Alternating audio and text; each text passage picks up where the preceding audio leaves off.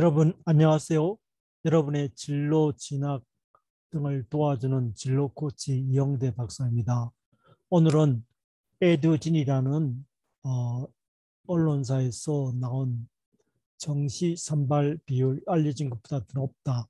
인서울과 지역 거점 국립대학의 정시 선발 비율이 알려진 것보다 더 높다라는 주제로 3월 30일자 박지영 기자가 쓴 내용을 알아보겠습니다.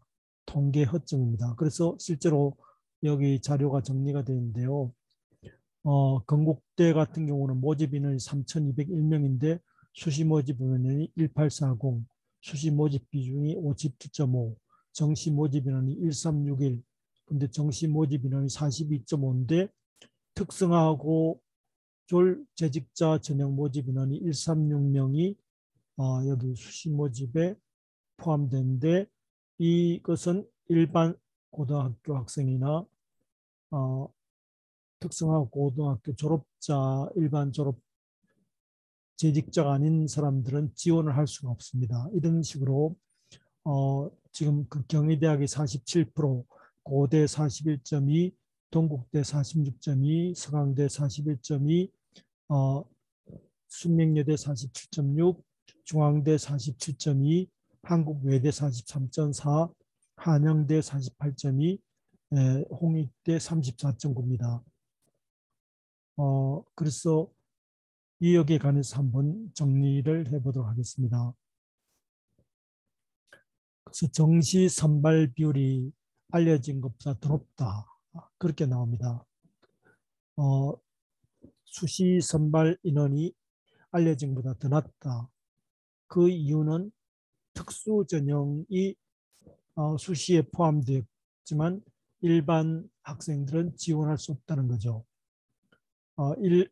그 특수 전형이라는 것은 정원 내로 학생부 종합 전형에 고름기회 전형, 농어촌 전형, 특성화 고졸 전형, 장애인 전형 이런 것에서는 정원 내 혹은 정원 외로 일반 학생들이 할 수가 없다는 거죠. 그래서 예를 들어 특성화고졸 경우는 재학생이나 특성화고를 졸업한 재직자만이 이 전형에 가능하다는 거죠.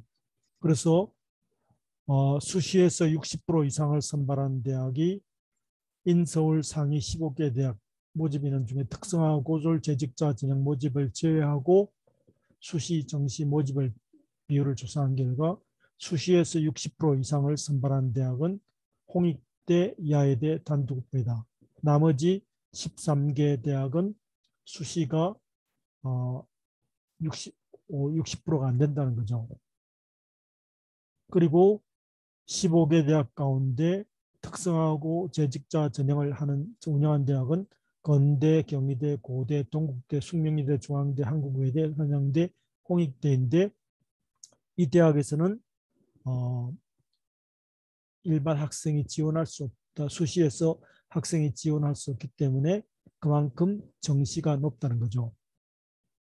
그래서 특성화고를 재직자 전형을 제외했을 때 정시 비중이 높은 대학은 서울시립대학이 49.1, 그 다음에 한양대 48.2, 숙명여대 47.6, 중앙대 47.2, 경희대 47, 동국대 46.2. 그래서 40% 선발이 넘었다. 교육부에서 목표로 하는 40% 목표를 넘었었다는 거죠.